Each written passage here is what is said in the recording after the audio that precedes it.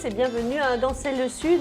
C'est vendredi, oui, c'est la fin de la semaine pour nous, mais encore une jolie émission à vous proposer aujourd'hui, toujours sur Aiguille évidemment, et je suis très contente de recevoir Jean-Bernard Defer, propriétaire d'un café littéraire. Les gens heureux, rien que le nom, il me plaît beaucoup. Bonjour Jean-Bernard. J'allais dire beaucoup, voilà, je me suis emballée. Mais oui, comment ça va? Ça va très très bien. Ravi de vous accueillir sur le plateau. Merci pour l'invitation. Les gens heureux, donc vous allez nous raconter un petit peu tout ce que vous faites dans votre café littéraire. Et puis qu'est-ce qu'un café littéraire déjà? D'ici quelques instants, je vous présente nos chroniqueurs du jour. Avec plaisir. Comment ça va les amis? Fabienne, Nicolas, vous êtes en forme? Toujours. Fabienne, ça va? Toujours. Fabienne, vous allez nous parler de bijoux, mais qu'on aime ça. Oui, parce que les bijoux, on peut les porter de tellement de façons différentes. Et je voudrais vous parler d'une exposition qui retrace un peu toute l'histoire et les façons, tous les métiers autour du bijou, qui est formidable et qui se déroule à Marseille. Les coulisses du bijou d'ici quelques instants avec vous, Fabienne. Et puis Nicolas, des artisans, des créateurs du Sud. Vous nous avez encore trouvé des pépites comme chaque semaine. Moi aussi, je vais parler bijoux d'ailleurs. Chocolat tiens. Et déco. Bijoux, chocolat et déco. Ah oui. Encore un joli programme. Oh là là. Allez, d'ici quelques instants. Les gens heureux. D'où vient ce nom? Alors moi, j'ai une petite idée. Est-ce que ça vient de ce livre que j'ai beaucoup aimé? Exactement. C'est vrai? L'idée terminée vient de là, effectivement, dans ce livre, Les gens heureux lisent et boivent du café d'Agnès Martin-Lugan. Il y a une scène en fait où effectivement la propriétaire, l'histoire c'est l'héroïne, c'est une propriétaire d'un café littéraire. Tout à fait. Et il y a une scène où elle est avec son serveur et ils sont en train de boire un verre de vin. Et j'ai eu tout de suite cette image d'un bar à vin avec le côté café littéraire. Et je trouvais que le mélange des deux, c'était vraiment ce qui me correspondait, ce que je voulais construire. C'est sympa ça comme idée. Alors justement, au départ, vous êtes chimiste? Oui, alors j'ai bossé pendant 20 ans dans la chimie, responsable de laboratoire de chimie dans la région pendant 15 ans. Ouais. Et il y a quelques années, j'ai voulu changer de vie. Ayant fait un peu le tour du poste et puis de travailler tout le temps en B2B, ce qu'on appelle en B2B, donc c'était des professionnels avec des professionnels. Je voulais retrouver le contact avec les vrais gens, on va dire. Et voilà, j'ai créé le projet des gens heureux. Est-ce que vous habitiez déjà sur Aiguille ou pas? Oui. Je suis arrivé sur Aiguille il y a quelques années maintenant. Je suis originaire du nord de la France. Vous n'êtes pas originaire d'ici. Et je suis arrivé dans la région il y a à peu près 15-16 ans. Et sur Aiguille il y a 4-5 ans à peu près. Et j'aime beaucoup ce village. C'est un super beau village. Oui, il est très joli. C'est ce qu'on dit depuis le début de la semaine. Et voilà, on est 8000 habitants. Je trouve que dans la région, c'est un excellent lieu pour habiter, pour vivre avec des enfants. C'est proche d'Aix, proche de Marseille, proche de l'aéroport, de la gare. C'est idéalement situé, c'est vraiment très bien. Attention, on va tous venir habiter à Aiguille. Voilà, venez. Et boire des cafés, lire des livres chez vous, attention. Mais surtout. Oui. Donc vous avez envie de changer de métier, vous lisez ce livre, vous aviez déjà un petit peu l'idée d'un café ou plutôt... Oui, d'abord d'un café. Plutôt d'un café, d'un bar. Mon père était commerçant, ma grand-mère aussi, mon arrière-grand-mère aussi. Et même historiquement, mon arrière-grand-mère tenait un bar à la sortie des mines dans le nord de la France. J'ai toujours eu ce côté... J'ai toujours ce côté, j'aime le contact avec les gens. Mais oui. Et donc on va dire que c'est dans le sang. Donc voilà, quand j'ai eu l'opportunité de le faire, j'ai sauté. Alors vous trouvez un lieu un peu atypique sur Aiguille, c'est un ancien moulin à huile qui est donc niché vraiment dans le cœur du village. Exactement, on est en plein centre du village, pas dans la grande rue pour ceux qui connaissent un peu Aiguille, mais une toute petite rue qui est en dessous. Et effectivement, c'est un ancien moulin à huile qui avait été transformé en pharmacie pendant 33 ans. Et la pharmacie a été délocalisée dans la zone commerciale qui est plutôt en dessous du village. Qui est un peu en dessous du village, oui. Et donc ce local s'est trouvé disponible. Et donc en janvier 2017, j'ai récupéré les clés, j'ai fait tous les travaux avec les copains et on a ouvert en mai 2017. Donc on va arriver bientôt sur les 2 ans. Alors qu'est-ce qu'un café littéraire exactement du coup? Alors un café littéraire, on a compris, on boit du café, on lit des livres. Voilà, ce que je voulais, c'était mélanger aussi bien le côté bar à vin, mais pas que. Je voulais faire rentrer un peu de culture aussi dedans. Très bien. Donc il y a toute une partie librairie. Les livres sont neufs et donc on peut les acheter comme dans une librairie. Et ensuite, j'ai toute une partie aussi avec des livres qui sont pas d'occasion, je les revends pas. C'est plus de la consultation sur place ou du prêt. Si les gens viennent régulièrement. Après, j'ai énormément de clients qui me ramènent des bouquins qu'ils n'utilisent plus chez eux, ils ne savent plus quoi en faire. Oui. Donc, on est en train de voilà. Ça peut vous arriver. Moi, j'adore stocker les livres, mais à un moment, on manque un peu de place. Oui, c'est vrai. Moi, j'ai une énorme bibliothèque aussi. Oui. Il faut des fois que je m'en débarrasse. Et puis c'est sympa de savoir qu'ils auront une autre vie, tous ces livres qu'on a lus. En fait, on a fait, là on voit un peu sur la photo, on a créé en fait derrière un des pressoirs. Parce qu'en fait, dans le lieu, on a encore les vieux pressoirs du moulin à huile. On a créé un mur de livres. Donc on est quasiment sur une hauteur de 2,50 m et le but, ça devrait faire un vrai mur de livres. C'est génial. Et puis voilà, après les gens peuvent les consulter, les prennent. Oui, et donc il y a une vraie identité dans ce lieu chargé d'histoire déjà. Oui. Et là, avec tous ces livres, ces bouquins que vous apportez, qui fait la sélection des livres? Alors en partie moi, et après je travaille avec le comptoir du livre de Toulouse, qui rassemble en fait toutes les maisons d'édition pour pouvoir justement avoir une sélection des livres qui nous intéressent. Et puis les best-sellers, si certains on les a pas lus, etc. Vous avez des partis pris littéraires, on va retrouver plus de littérature américaine, par exemple ou pas forcément. Non. Pas forcément. On va avoir par exemple une grosse partie, ça va être des feel-good books. Moi j'aime bien les livres qui sont petit 1 faciles à lire. Oui, parce comme qu'à la celui-ci. base, voilà, Celui-ci se exactement. lit très facilement. À la base, je suis pas un grand lecteur. dès qu'il Avoir fait des beau. bouquins type Zola, machin, etc. C'est pas des choses qui me plaisaient énormément avant. Et je trouve qu'il y a toute une partie de littérature où les livres sont faciles à lire. C'est des livres qu'on peut lire en une journée. Et voilà, le but c'est de se divertir. Et aujourd'hui, avec les écrans, on est tellement blindés qu'aujourd'hui, effectivement, prendre un livre, on n'a plus beaucoup de temps pour lire. Donc il faut que ce soit rapide, facile et je suis plus sur ce parti pris-là. Et puis c'est agréable, non, de lire, je ne sais pas vous, mais moi ça m'est arrivé de prendre par exemple un livre sur une tablette ou un magazine, j'en suis incapable. Ah, mais non, moi non plus. J'ai l'impression d'être déjà tellement sur mon écran c'est pratique, mais il n'y a pas ce côté agréable. Il n'y a pas le toucher, il n'y a pas le le contact. toucher. Voilà, c'est une question l'odeur de aussi. génération, je pense. Je ne suis pas sûre quand même, je pense que Moi, quand on est habitué tout petit à lire sur une tablette, après ça reste. Nous on n'est pas. Je ne sais pas s'ils lisent sur les tablettes tellement, les jeunes. Je ne sais pas du tout. Je sais que ce qui est assez rigolo, effectivement, j'ai aussi dans ce bar à vin un espace exclusivement pour les enfants. Ils ont une C'est ce pièce. qu'on appelle le Kids Corner. Le petit Kids Corner, voilà. Ils ont environ 15 mètres carrés que pour eux. Et en fait, dedans, on a installé, pareil, beaucoup de livres. Où là ils peuvent les consulter sur place et on voit souvent des enfants qui arrivent avec la petite Nintendo, etc. et qui finissent pendant que les parents ils boivent un café ou lisent un livre. On les voit, les enfants ils s'installent, ils commencent à lire, les plus grands lisent aux plus petits. Enfin, il y a tout C'est bien ça. Quelle c'est bonne assez, nouvelle. Oui. c'est assez sympa, ouais. Il y a un peu de mimétisme en plus, non, je suppose. Oh, je pense qu'ils Puis font je de manière- suppose que l'endroit, ils on font de voit manière qu'il est, naturelle. votre endroit est chaleureux, accueillant, donc je pense que ça y fait aussi. Enfin, on est dans l'ambiance. Ouais, C'est de la j'essaye, musique, voilà, on voilà, essaye à fond de mettre de avec des l'ambiance. lumières. On essaye de mettre justement Bien cette sûr. ambiance un peu calme, cosy, où les gens sont un peu comme chez eux en fait. Et on retrouve, voilà, c'est multigénérationnel. On a vraiment toutes les populations qui peuvent venir. On a aussi bien des jeunes retraités que des jeunes tout court, que des jeunes parents. Moi, je vous dis, l'avantage avec une zone enfant, c'est que vous pouvez venir juste prendre un café, vous poser 10 minutes et pendant ce temps-là, votre enfant, il est en sécurité, entre guillemets, dans une zone enfant, en train de lire un livre. Enfin, je veux dire, Puis ça peut créer aussi des rencontres, des partages. Tiens, j'ai lu ça. Exactement. On fait, naturellement, Mais oui. il se passe des rencontres et c'est assez sympa, ouais. Est-ce qu'il y a de la BD aussi? Il y a un peu de BD. Uniquement, Non, il y a un peu de D'accord. BD, ouais. Après, on reste tout petit. Le livre aujourd'hui, c'est quand même pas évident. Donc, ça reste en sélection assez petit. On aura 300, 400 livres différents. Donc, plus tout ce qui va être à consulter sur place ou à emprunter. Mais ouais, globalement, il y a un peu de tout. D'accord. C'est un pari courageux parce que c'est pas facile aujourd'hui de faire une activité mais surtout dans un telle que village. la vôtre. Oui. En plus, hein. C'est Les concept ouais. stores, on en parle souvent dans les grandes villes, voilà. Je suis parti vraiment sur l'idée que ça allait marcher. Bon, j'avais fait une étude de marché quand même. On est quand même un village de 8000 habitants. Il y avait déjà Dans des les cafés, villages, mais oui, ça reste ouais. des cafés de village.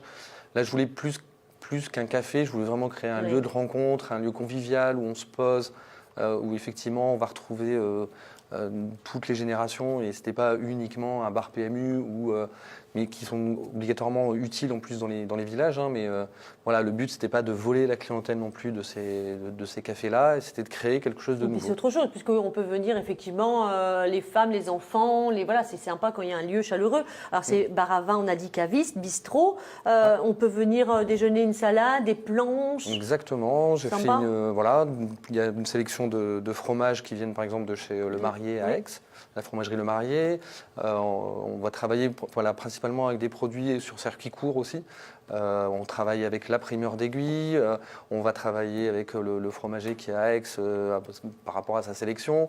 Je travaille avec Monsieur Chou par exemple pour tout ce qui est pâtisserie. On l'embrasse, Monsieur Chou, voilà, qui adore aller chez vous. Donc voilà, le poissonnier, il est à Ratimbrun, le village qui est juste à côté. Enfin voilà, on essaie de faire des circuits courts aussi. Et il y a une vraie démarche dans tout ce que vous faites. Et vraiment une recherche de qualité aussi sur les produits. Alors, une jolie programmation à venir. Samedi 23, c'est sur réservation. Hein, il y a un apéro musical. Oui, avec James Pace, qui est un pianiste excellent. C'est un Américain, et donc c'est à venir voir absolument. C'est très, très, très bien. Conférence Sciences et Arts le jeudi 28. Oui, alors en fait, on a tout un cycle de conférences Sciences et Arts. D'accord. Une fois par mois, en général, c'est le 3e jeudi. Ça a été mis en place avec le concours d'un ancien directeur de recherche du CNRS qui voulait continuer à faire des conférences. Et on a mis en place voilà, toutes ces conférences. Alors on va aussi bien faire des conférences sur les sciences comme la dernière, c'était sur les perturbateurs endocriniens. Oui, d'accord. Là, celle de la semaine prochaine, c'est sur la photographie. On a fait des explications sur les expositions qui se passent à l'hôtel de Caumont, avec celle de Stahl, et puis l'exposition de Stahl et puis de Chagall. Voilà, plein de thèmes différents, mais toujours autour des sciences et de l'art. Et juste pour terminer, des soirées blind test musicales, c'est pour nous, ça, voilà, ça doit être rigolo. Enfin, voilà, donc des choses bien différentes, soirée théâtre également, donc allez découvrir évidemment les gens heureux à Aiguille. Merci beaucoup Jean-Bernard d'être venu sur le plateau de C'est le Sud pour nous parler de cette jolie aventure. Je vous propose d'aller découvrir une fromagerie, c'est un reportage de Thomas Bernabé, on regarde. À 2 pas d'Aix-en-Provence, la Cabroune d'Aqua des Loups est une exploitation de chèvres, à la fois laitière et allaitante. C'est-à-dire qu'elle produit du lait et des fromages, mais propose aussi la viande de cabri. C'est près de 90 chèvres qui sont présentes sur l'exploitation. Chez la Cabroune, ce sont des alpines chamoisées. Ces petites bêtes à cornes profitent du climat et de la faune de notre région, une région propice à l'élevage. Alors la Provence est une région plutôt propice à l'exploitation caprine, puisque du coup on a énormément de collines et de garrigues. Les chèvres du coup sont d'excellentes débroussailleuses, elles adorent le chêne kermès, etc. Ce sont des animaux qui mangent l'herbe que vraiment quand il n'y a rien d'autre. Donc le fait d'avoir énormément de garrigues permet une bonne exploitation des troupeaux caprins, notamment les roves, les communes, les alpines, qui aiment bien manger la colline et qui la valorisent très bien en lait et participent activement à la prévention incendie. Audrey n'a pas choisi l'exploitation des chèvres par hasard. Ce qu'elle aime, c'est leur côté facétieux et leur caractère. Chacune de ces bêtes a sa propre personnalité et même un nom. 007, Tsara ou Werthers, Audrey est très attachée à ses bêtes, au point d'offrir une belle retraite à ses chèvres en fin de vie. Après la traite, le lait est préparé et les produits sont confectionnés dans l'atelier attenant. Des faisselles, des fromages lactiques, un peu de tome, des brousses. Un travail artisanal qui est cher au cœur d'Audrey et surtout un gage de qualité. C'est vrai que le fait de consommer local est séduisant pour les gens déjà parce que vous ne payez pas ça vraiment plus cher qu'au supermarché. Je veux dire, nous, nos produits bio du coup sont vendus moins cher qu'au supermarché. Mais c'est vrai que au moins vous savez que quand vous venez acheter un producteur, vous savez comment c'est produit, où c'est fait, vous savez que vous avez le respect de l'animal, le respect du produit fini et du client. Et on est là, on est disponible pour répondre aux attentes des clients et on fait notre possible du coup pour vous donner une satisfaction sur la filière entière. Entre la traite et le fromage consommable, il faudra compter 48 heures. Mais qui dit fromage, dit affinage. Et dans ce cas, le fromage de chèvre est un bon compromis car il peut être consommé frais ou plus maturé. L'exploitation est certifiée en agriculture biologique. La production, elle, est vendue à 80% en vente directe. C'est-à-dire sur les marchés comme celui de la place Richelme à Aix-en-Provence, les mardis, jeudis et samedis matins, ou bien chez des commerçants locaux. Rendez-vous donc sur le site de la Cabruno d'Aqua des Loups pour tout savoir sur ces produits. Et si nous parlions bijoux maintenant, hein, bijoux, mais également travail autour du bijou Artisanat. avec cette jolie exposition Les coulisses du bijou. Oui, tout à fait. C'est une exposition qui a ouvert ses portes il y a quelques jours à Marseille, à la Maison de l'Artisanat des Métiers d'Art, autrement dit la MAMA, qui se trouve cours d'Étienne-Dorf. On dit la mama, tiens. On dit la MAMA. On dit la mama, super. Alors le bijou, bon, ça peut être une parure, ça peut être un talisman, ça peut être un gris-gris, voilà, ça prend de multiples formes et ça se porte aussi de bien des façons. Ce qui est vraiment intéressant dans cette exposition, c'est qu'elle réunit vraiment de tous les métiers autour du bijou et qu'elle décrypte les différentes étapes de la création d'un bijou. Donc ça va du croquis jusqu'à la réalisation finale et puis on va voir aussi les outils, les matériaux qui ont servi à les constituer. Alors au départ, c'est une organisation professionnelle qui est à l'origine de ce projet qui s'appelle la BOSSI pour bijouterie, orfèvrerie, cadeau, industrie. C'est une organisation qui est plus de centenaire puisqu'elle a été créée en 1873 et cette organisation a eu envie de mettre en avant tous ces créateurs qui font... alors il y a des créateurs très installés, d'autres qui sont tout jeunes et elle compte quand même plus de 140 adhérents en France et sur ces 140 adhérents, il y en a quand même une centaine qui ont joué le jeu et qui sont venus par des prêts contribuer à cette exposition qui est vraiment représentative. Très jolie exposition. Voilà, donc qu'est-ce qu'on va trouver dans cette exposition? On va trouver alors des choses absolument exceptionnelles que vous voyez sur les photos. Il y a des parures qui sont absolument spectaculaires et on voit vraiment le travail que représentent. Ce sont de véritables pièces d'art. Et là, on va comprendre un peu finalement tous les différents métiers qui sont à l'œuvre parce qu'on va avoir des soudeurs, des graveurs, des verriers. On ne se rend pas forcément compte en plus. Des choses qu'on n'imagine pas du tout.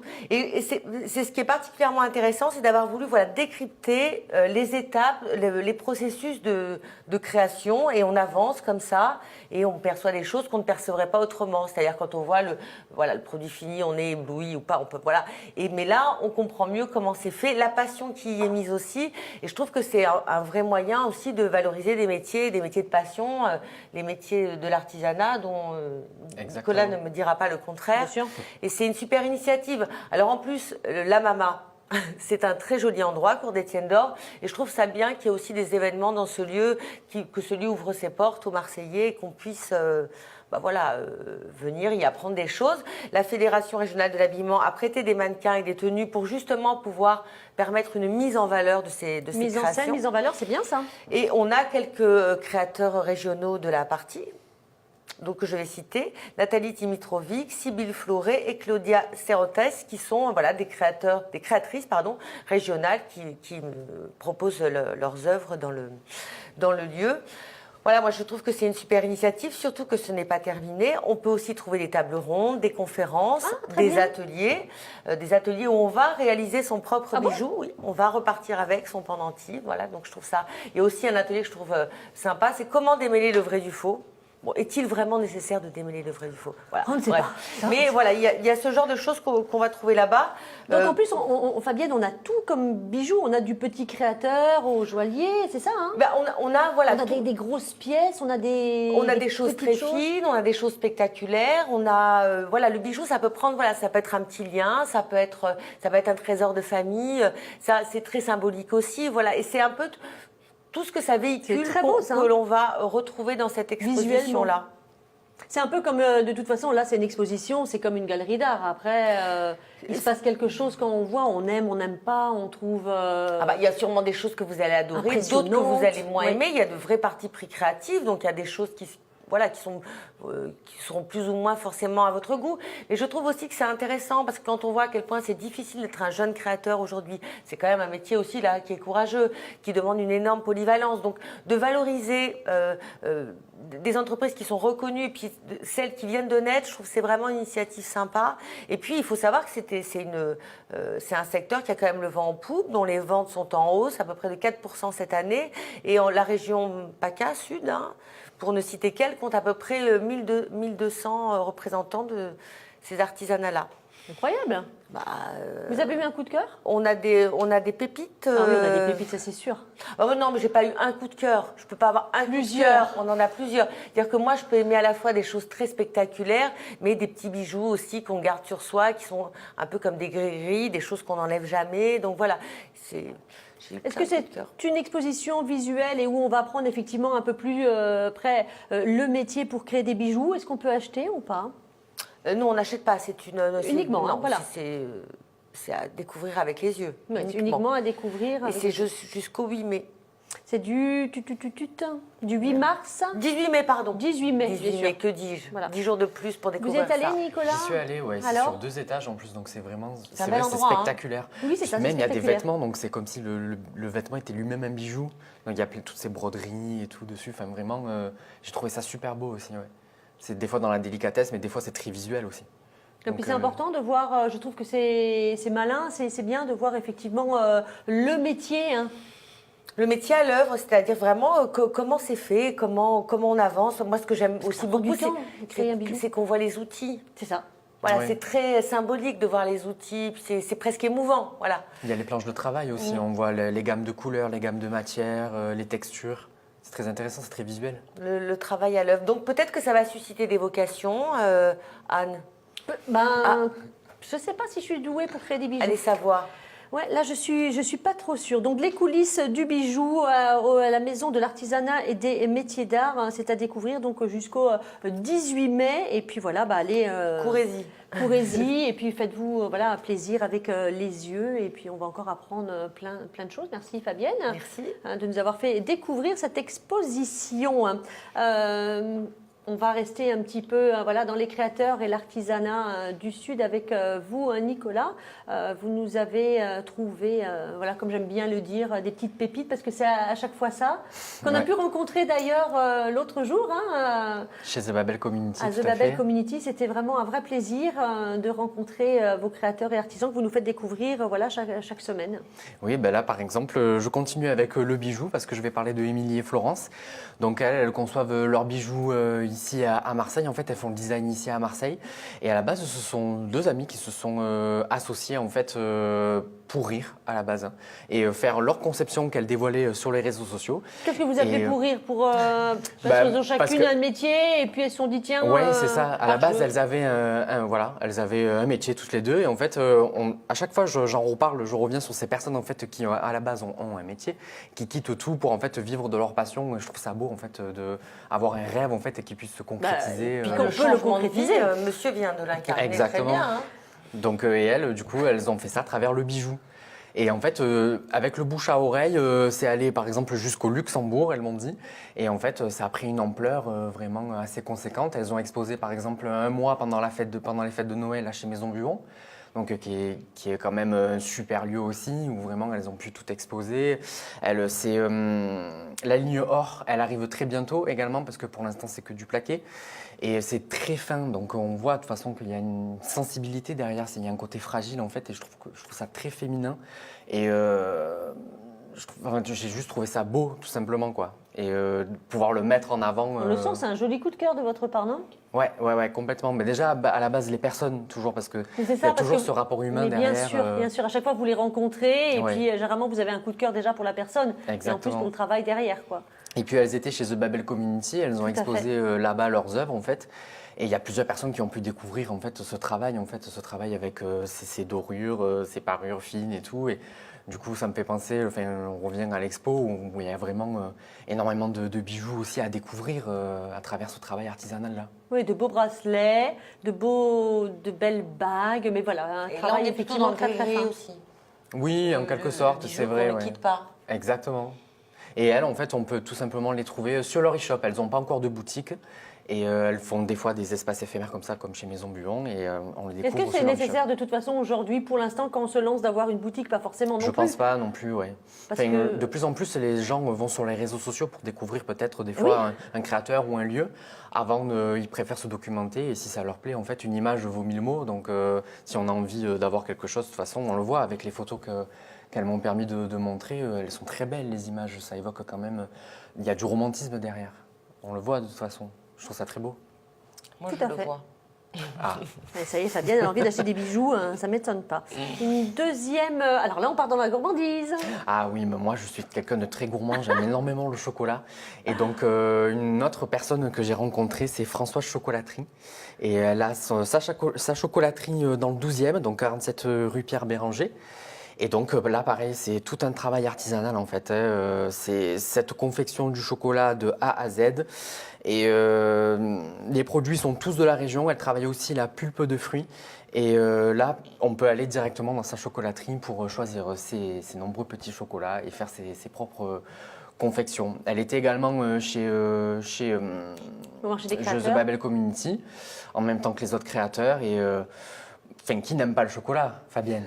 Ah bah moi j'adore Ah. ça. Ah Ça bah oui, arrive, nous, on est certains fans. n'aiment pas, C'est vrai, il y en a qui n'aiment pas, ouais. C'est pas Oui, notre c'est cas. rare. C'est pas notre cas. Là aussi, c'est une rencontre avec Françoise que vous rencontrez. Elle est sympa, elle est atypique. Je Oui, la complètement. connais. Ben, en fait, je trouve que les personnes qui vraiment peuvent travailler de leurs mains à chaque fois dégagent quelque chose de très humain. Enfin, à la base, si on y met du cœur, je pense, de toute façon, hein, parce que sans passion et sans travail, de toute façon, je pense que les choses sont moins réalisables qu'ailleurs, je pense. Enfin, il me Ouais, semble. puis elle est jeune.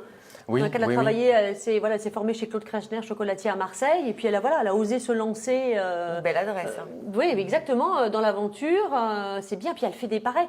C'est un peu, elle propose des créations en chocolat, un petit peu comme des bijoux, non? Vous Ouais, trouvez complètement. pas Ouais, C'est peut-être oui. pour ça. Puis il y a ce travail délicat aussi derrière, par exemple avec la feuille d'or, c'est poudré parfois, et puis c'est délicat. Puis ce goût, tout simplement, quoi. Enfin, le chocolat, c'est Oui, c'est tellement très bon, beau, enfin, évidemment, c'est très bon. Évidemment, c'est très très bon. Et puis notre dernier coup de cœur. Alors, c'est Voni, en fait, qui est venue s'installer en France il y a 15 ans. Elle vient de Madagascar. Et en fait, elle s'est spécialisée dans la déco. Donc, en fait, elle fait des petits tableaux, des petits coussins. Et en fait, elle espère, en fait, inspirer les gens. Elle crée des phrases positives qui peuvent booster, en fait, et à poser chez soi avec, par exemple, ses petites tasses. Et là, pareil, en fait, elle vient mélanger les cultures. Donc, C'est très tendance, ça, non? Les petites phrases à poser sur un mug, mais surtout sur des cadres, non? Ah oui, c'est très en vogue, complètement. Ouais, ouais. Et puis elle joue avec les Est-ce qu'on phrases. a un cadre des gens heureux au café littéraire? Non, pas encore. Bah alors, Ça ne saurait tarder. ça ne serait tardé. Hein. Bah ouais, tout doucement. Et oui, elle aussi, en fait, elle s'est lancée dans l'auto-entrepreneuriat. Et en fait, elle a développé son entreprise parce qu'elle vient d'un parcours de BTS design d'objets et d'espace. Et donc, elle a voulu, elle aussi, vivre de ses créations, en fait, qu'elle met en avant. Là, c'est pareil, plus sous pour les son enfants e-shop. ou... Alors, il y a de tout. Il y Il y a a de vraiment tout. pour les Ça enfants, de s'adresse la à tout déco public. enfants, pour les adultes. Et donc, oui, comme je disais, elle mélange les cultures. Donc, elle a C'est bien, ça. cette culture malgache, du coup, qu'elle associe avec l'Occident. Et ça se retranscrit directement dans ses conceptions. Qu'est-ce que vous aimez, vous, comme phrase, par exemple, dans ce... Good vibes only avec le mot good, mais comme les good à Marseille, en fait. Et elle fait des associations, en fait, avec... Ça y est, je me rappelle, je l'ai rencontrée également. Exactement, elle était là aussi. Alors, il y a beaucoup de... Effectivement, elle travaille beaucoup sur le good donc, Oui, oui. par rapport à Marseille. C'était un parti pris. Oui, Ça complètement. fonctionne Mais en également. fait, On aime bien... Ça touche les Marseillais. C'est ça, vous, ça donc. touche les C'est ça, Marseillais. Ouais. c'est ça. Puis c'est très en vogue. C'est Puis, drôle. Il y a les goods, c'est vraiment magnifique aussi. Donc, puis c'est un jeu de mots très agréable et très sympa, quoi. Enfin, moi, j'ai mon tote bag où il y a marqué Good Vibes Only aussi, que j'ai d'elle. Et je me balade dans Marseille avec. Vraiment, les gens sont réactifs de suite, quoi. Qu'est-ce qui fait qu'en ce moment, on voit de toute façon, il y a sur les, c'est écrit sur des cadres, des choses comme ça, des phrases. Vous portez également un sweat qui a rien à voir, mais on écrit beaucoup aujourd'hui des phrases sur les t-shirts, les Oui, sweats. mais, On aime mais ça. je pense que les gens ont besoin de voir des fois des petites phrases positives Mais et oui. qui peuvent encourager. C'est de l'émulation. C'est du bien. Oui, voilà. Ça booste. Ça fait Complètement. parler, Ça fait ça parler. amuse. Oui. On n'osait pas peut-être il y a quelques années, et là effectivement, on ose afficher Oui. qu'on est heureux. Puis elle est C'est engagée bien, non aussi parce que la plupart des fonds qu'elle récolte de ses ventes de création, c'est reversé à des associations qui luttent pour le droit des enfants. Bah bravo. Donc à elle. il y a aussi toujours ce côté Et elle très vend humain. sur un e-shop également Elle vend ou- sur son e-shop, exactement. Sur les réseaux sociaux, elle a un e-shop. D'accord. Mais génial, et ben on aime encore. allons voir tout ça. Voilà, merci encore pour ces jolies découvertes, Nicolas. Merci Fabienne, à la semaine La prochaine. semaine prochaine.